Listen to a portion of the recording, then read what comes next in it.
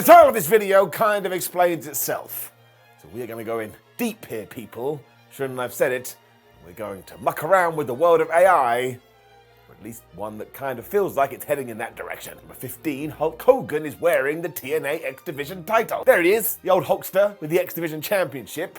And if you remember his reign in TNA, you're probably now thinking to yourself, there's no way Hulk Hogan even knew what an X Division was.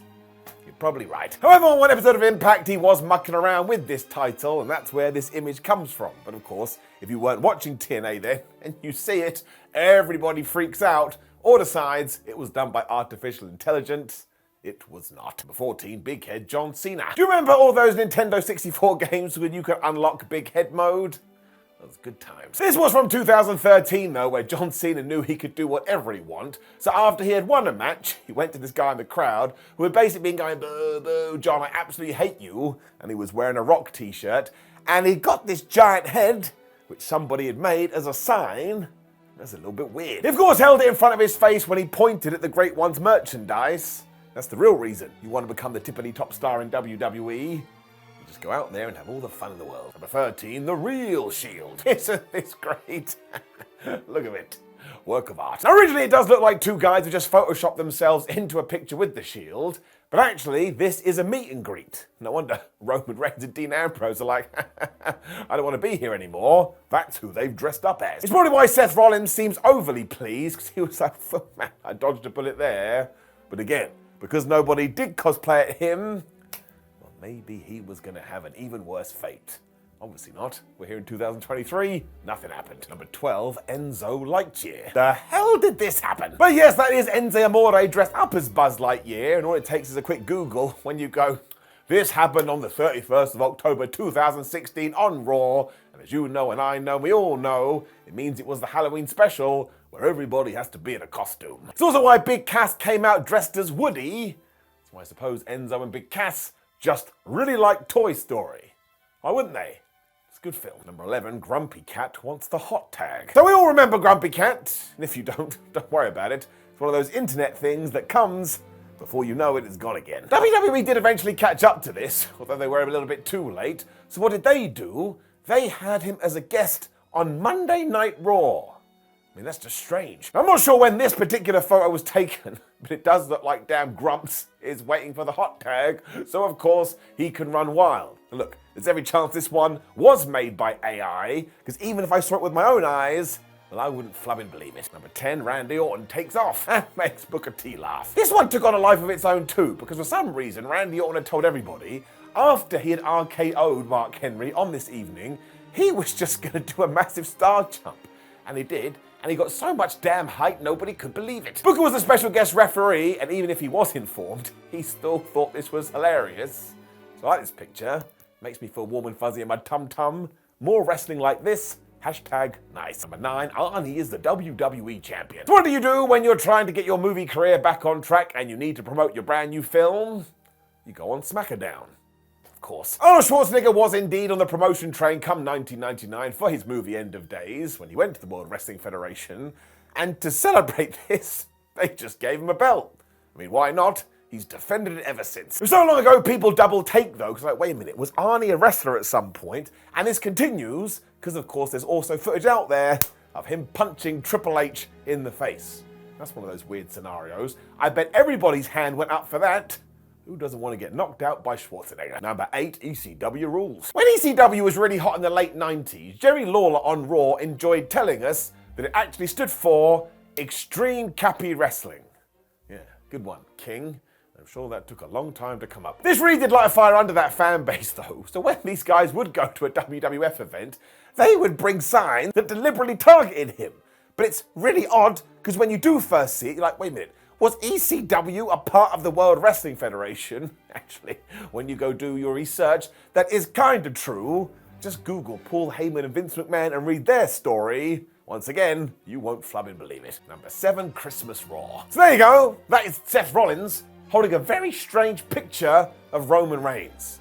Where did it come from? Now, he didn't make this, but Seth did spy it in the crowd and saw it as a great photo op. And the only reason I know this is around the holidays is look at the hashtag on the damn thing. It says hashtag Christmas Raw. Now, the questions come in the form of why is our tribal chief, before he was the tribal chief, making this face, and why is Rollins so worried about it? I mean, this is so perplexing, we're going to need to get Professor Layton on the case, but I called him, and he's too busy. Number 6, Scott Steiner and a tiger. All you need to do to understand this is watch WCW in the year 2000s, and this is actually one of the least perplexing things that happened. There was no reason for this either. Scott Steiner just turned up and said, man, it'd be really cool if I could walk to the ring with a tiger, and because nobody said no in World Championship Wrestling, he just walked to the ring with an animal that, if it had gone crazy, probably would have eaten the audience. It doesn't make any sense either, because you get to the squared circle and the tiger is just taken backstage. So I suppose Steiner did this to make him look more badass, because he's quite a scary man.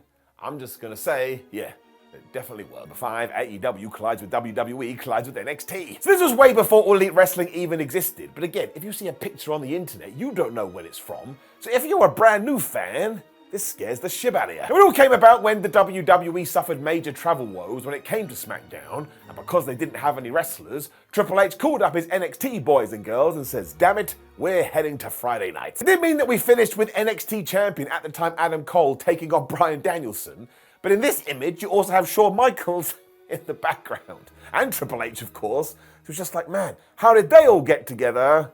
And you actually do some historical reading, and it's not that big deal at all. Number 4, Mankind's pedicure. Vince McMahon enjoys a pedicure. We know this because Bruce Pritchard told us on his podcast. And why not? If you want someone to muck around with your feet, more power to you. It does mean when you see this picture of Mick Foley having it done, you can only presume that it was Vince that said, hey, Mankind, you'll really enjoy this, so why don't you sit down and have one? Or he'd been in some kind of crazy hardcore match, and this was his way of relaxing. I really do enjoy it though, because it's such a 180 from his in-ring style. There's just something enjoyable about it. And I've already made it clear through this video, I want more of this from sports entertainment, happiness all round. Number 3, the Ultimate Gathering. One of NXT's favourite pastimes back in the day was to have a pay-per-view event. And who would be ringside? Someone brand new and special. It was mostly to underline that they did have a new recruit, although here you have Oscar that does fit into that category, but you also had Sergeant Slaughter and Ric Flair. And I bet you could search the internet forever and you're never going to find another picture with these 3 in it. It's even odder these days, because of course Oscar is a mainstay on the main roster, Ric Flair is in AEW, I don't know where the Sarge is, he just disappeared, then got really mad at Lacey Evans for using the Cobra Clutch. Number 2, Mini Taker. So I'm amazed that The Undertaker was cool with this, because he was notably the guy that didn't really like people taking the piss out of his gimmick. Look at this. I suppose that's the big reason people think that it is AI, but it's not. Back in 2004 on SmackDown, when the dead man was feuding with JBL, we went to one of the oldest wrestling tropes, and yeah, we said, let's go and get a small person and have him pretend to be the Phenom. It took all of 5 minutes for this guy to get absolutely walloped by The Undertaker. And don't just watch it.